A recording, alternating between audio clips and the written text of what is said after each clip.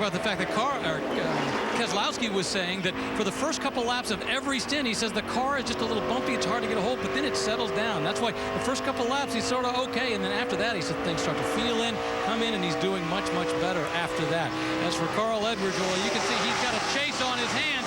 Oh, we got a yellow flag on the track. Well, we've got a lot of cars getting piled up right on the front straight, and there's no room to go for several of them. Stenhouse is involved in that, the 6, the 10 of Wimmer. There's literally no way through this. Jeff Green, the Shelby 40 Howard, see that, guys? He got the big wreck last time here, and he's in it again. Turned around backwards at the start-finish line. What is it about the straightaways that they keep wrecking in? Sean Case, the 39. There's Brendan Gaughan. But I think this all started back toward the exit of 4. And most of them got swept into it, but they were racing hard. I mean, we saw a lot of 3-wide racing here on every one of these restarts. Boy, a lot of torn up equipment there. The 11 car of Brad Sweet. Want to see those as well. Want to see those window nets go down. Make sure everybody's okay. Yeah, look at Brad Sweet's right front completely locked up. I don't know what's causing that, but these cars are tore to smithereens. Big fire, Ricky Stenhouse. 6 car. Shut that off. He's got a oil line or something busted, so he doesn't need to refire it. That's Scott Wimmer walking away from his car. The all-black driver's suit. Good to see Shelby Howard get out of that ML Motorsports machine. Ricky Stenhouse there in the 6, climbing out. They've thrown the red flag. The front straight is just about completely blocked off, either with cars or debris, so they have thrown the red, and they've stopped everyone on track.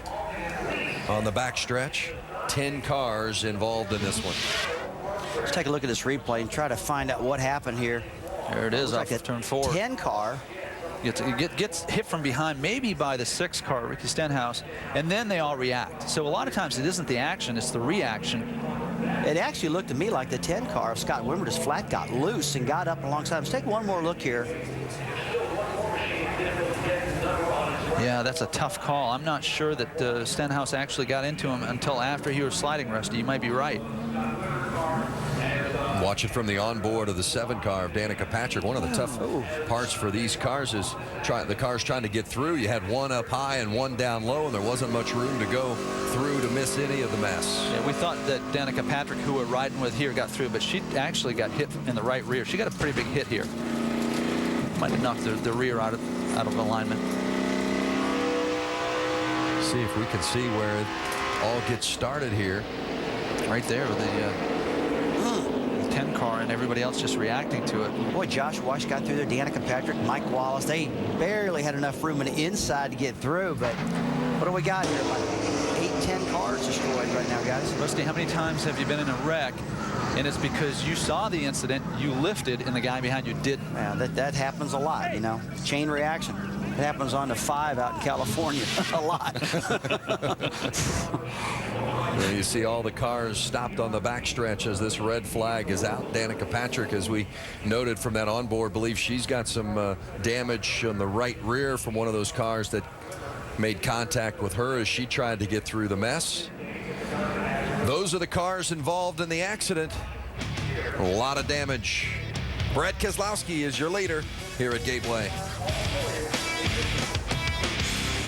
Red Gateway International Raceway, a 10-car accident, gives us an opportunity to remind you about the Sprint Cup Series at Martinsville. Happy hour tonight, 6:30 Eastern on ESPN2. And they'll race it tomorrow on the Cup Series at Martinsville, 1 o'clock on ESPN. Coverage begins with Countdown at noon on ESPN2. And then tomorrow morning, NASCAR Now, 9 a.m. And then again at 10 o'clock Eastern on ESPN2. That's 10 p.m. Eastern. And then Monday night, 5 o'clock on ESPN2. Get you caught up on everything that happened over the course of the weekend.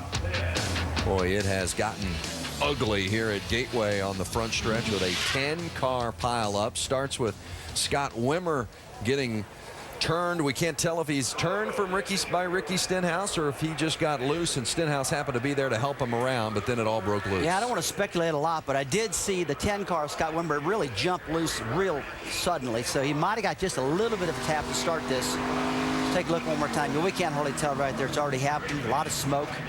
Right now it's a time of survival to get through all this stuff.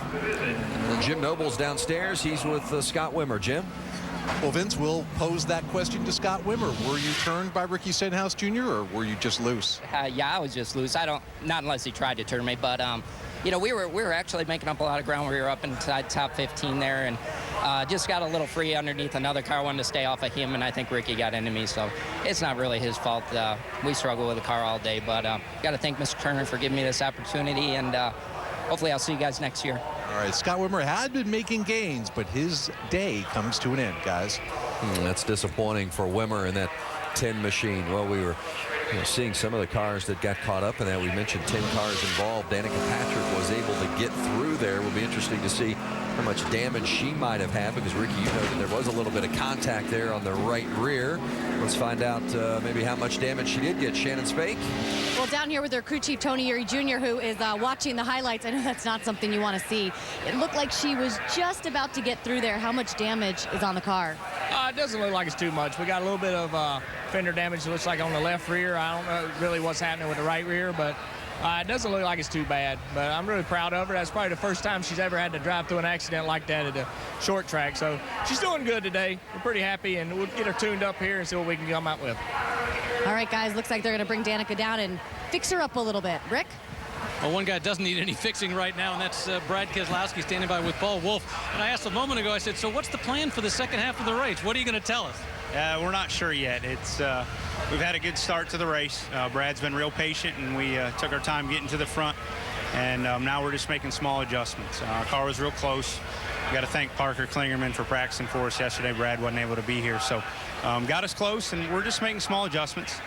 60's real strong, so we'll continue to work on a discount tire Dodge here the last 100 laps, and feel like we should have a shot at it. So as you watch Carl's car, is there something you think you need to do in terms of adjustment to fend him off? No, I mean, we just got to run our own race. You know, he's strong. We just need to get our car where exactly where Brad wants it, and we should be fine. All right, Paul Wolfe. Jim Noble? Well, Brad Sweet is the next of what I fear is going to be a long line of guys coming out of this infield care center. What was your perspective? Because it looked like it started in front of you. Then what did you see? I just, come off a 4 there wide open, and the holes just closed. The whole front straightaway just kind of converged, and there was nowhere to go. I just locked up the brakes and, hung on. I know a priority for you today was making some laps, getting some seat time. It didn't turn out that way, but how was this experience? It was great. I just got to thank Great Clips and Doug Stringer and, Steve Turner and all the people that, allowed me to do this. And, it's too bad we didn't make it, but we were competitive all weekend, and, we'll look forward to it. All right, that's Brad Sweet. Hopefully his next nationwide start will last a little longer, guys. Thanks, Jim. We had 1 caution in the first 75 laps, 4 in the last 30 laps. It's gotten busy. Brad Keselowski is your leader. Welcome back to the 5-Hour Energy 250 at Gateway International Raceway, just across the bridge from St. Louis.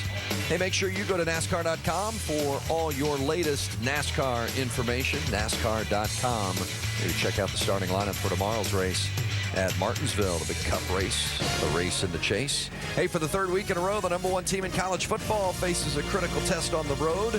ABC Saturday Night Football featuring the Oklahoma Sooners trying to remain atop the VCS standings. They got a tough one, Columbia, Missouri, against the 11th ranked and undefeated Missouri Tigers. One of those teams going to suffer their first loss of the season tonight. Saturday Night Football presented by Southwest Airlines on ABC, 8 o'clock this evening. Let's check in downstairs with Jim Noble. Jim? I'm standing here with Ricky Stenhouse Jr. Scott Wimmer just told us he felt like he got loose in front of you. I'm going to assume that's not much consolation because I thought you had a pretty decent race car today. Tell you what, we struggled with our City Financial Ford Fusion since we got here. But, we made awesome adjustments throughout the race. Mike Kelly and the guys did an awesome job. We got off the lead lap, we got back on the lead lap and was making up spots pretty fast. And, I felt like we had, a 10th place car there, and I was just easing our way through. And, I almost put it 3 wide on the entry at turn 4 or 3 there, and decided better of it, and got back to the throttle there coming off of 4, and looked like the 10 had to check up, and as soon as I checked up, we were already into him. So I just hate it for all the City Financial guys, Jack Roush, everybody. We've turned this season around. We've been running well. This is unfortunate, and sorry for everybody else who got in that wreck. It's not good to tear up stuff, but we'll be back at Texas and be ready to go. We're glad you're okay. Thank you. Guys? Yeah, tough break for Ricky Stenhouse Jr. You know, he had 5 DNFs in the first 12 starts of the 2010 season. And we talked a lot about the problems that he had early on, but how he has really made things better. That's his first DNF in his last 17 starts. So certainly he had turned his season around. And Ricky Stenhouse Jr., the Rookie of the Year points leader heading into today's race. Let's go back to Jim Noble. Jim? All right, next up is Sean Case after that great qualifying effort. I know this is not what you wanted at all. What did you see out the front of your windshield? Yeah, I'm fine. It really wasn't that big of a deal. It's just everyone started kind of coming together. I'm sure you got a lot of depressed drivers, so I'm not going to be depressed over here. I'm still really excited about the opportunity that I get with Go Green Racing.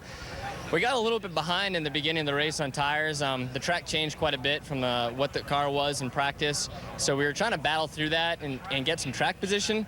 But I got a little taste of running Talladega at Gateway Speedway. I don't know, just people were going 3-4 wide, left and right.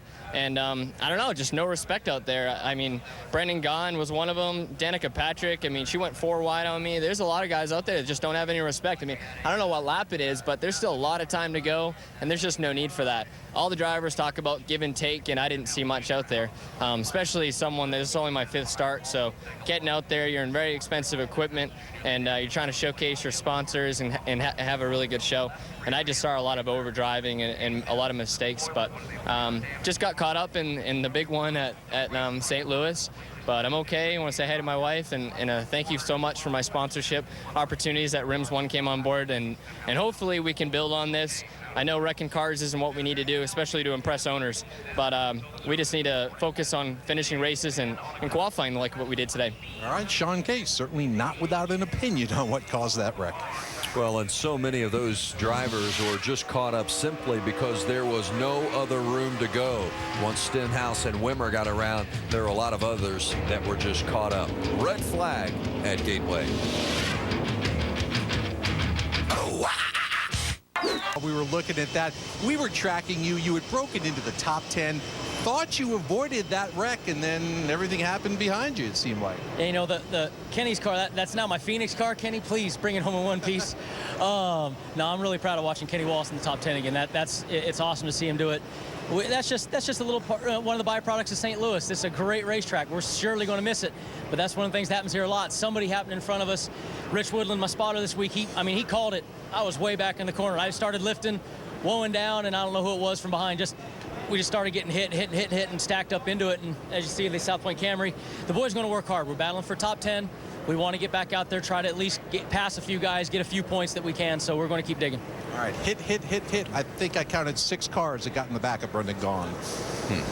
Well, and Brendan mentions the spotters, and that's it's a key position, especially at a racetrack like this. There's not a lot of room on that front straight to avoid things. Right. You ever watch a Days of Thunder movie with all the smoke in turn 3 and 4? Look at all that smoke that those guys had to try to drive through. I mean, it was obviously that's not the smoke, but a lot of smoke out there, and it's hard to look through all that stuff, guys. The spotters are your conscience, and you get used to that, and you get comfortable with it. Extra set eyes at Gateway.